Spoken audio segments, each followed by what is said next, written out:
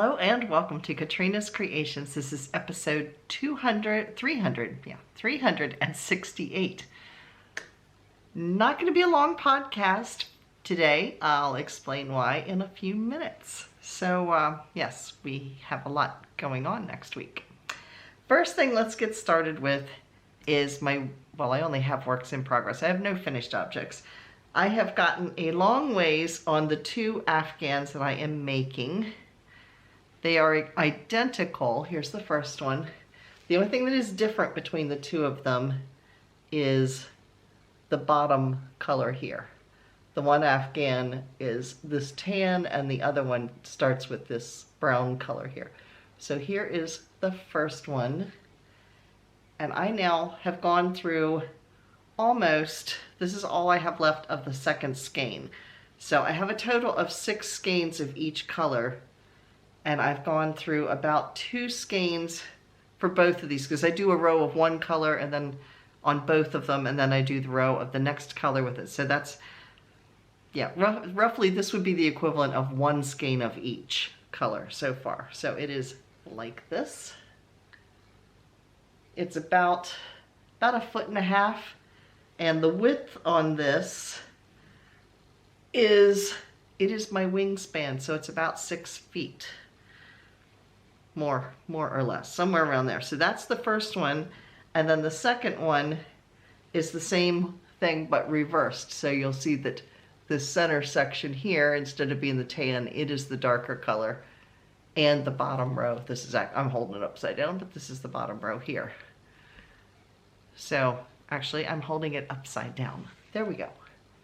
So when you hold these together, the right side up,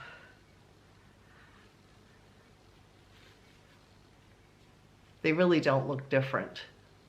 The only difference is the bottom, which this one, as you can see, is the darker brown. But otherwise, they're the exact same color and everything. Well, I'll say 2 colors. So, and I have about this much left of both colors of the second skein. So that's what I've been working on most of the week. I did work on my green sweater. This is my knitted sweater, and you can see how far I got, which is roughly about 1.5 inches. But I reached the amount that I need to go underneath my arm. So I have about 14.5 inches in length right now. Now here's the thing, when I was talking about why I didn't get much done on it this week. My husband and I went away for 3 days.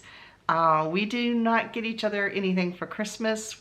We normally just go up to Lancaster for a day or two, which we did go up there for an afternoon after Christmas or New Year's.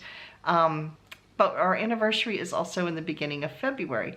So we have ended up postponing due to some family medical stuff going on with my parents. We had put off the trip 2 times so far. So apparently the 3rd time is the charm because we were able to go away.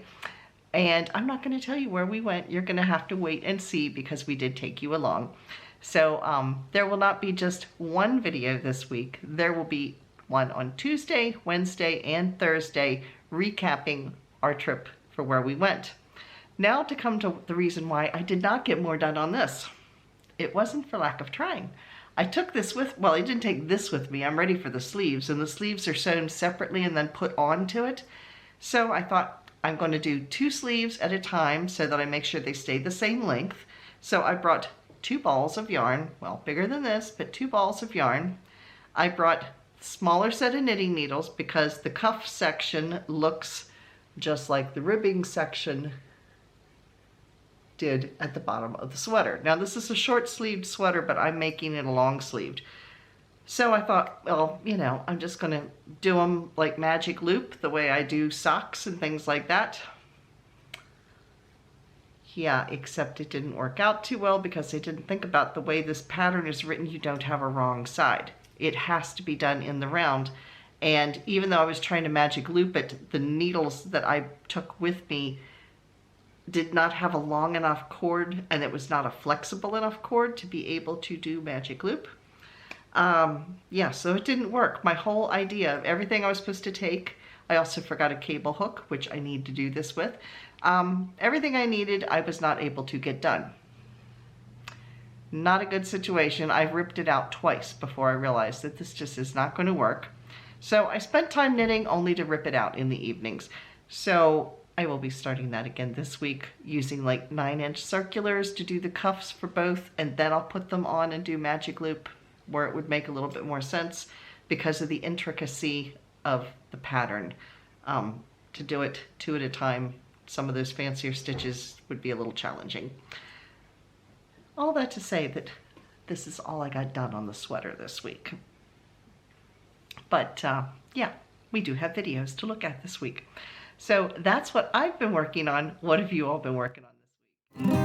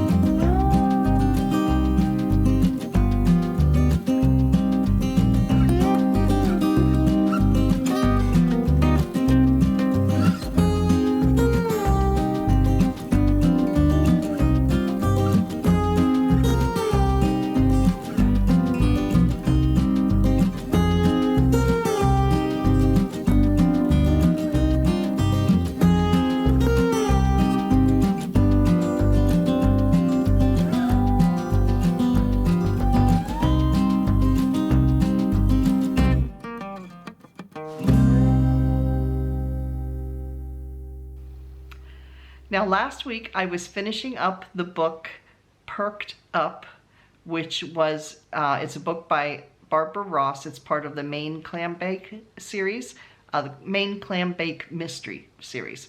The family owns a clam bake on an island in, it's Boothbay Harbor, but they call it Busman's Harbor in the book.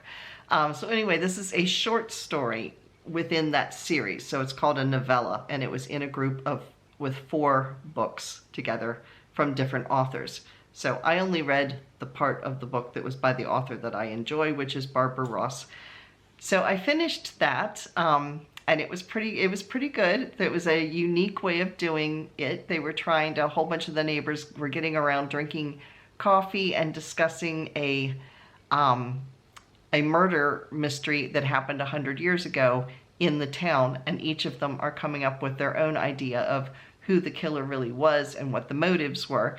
And so in the very end, the main character does some research and finds out what really happened. So yeah, it was an interesting, it was just a little twist on something a little different. So, but it was enjoyable. So I finished that one up. I have no idea what I'm going to be reading next.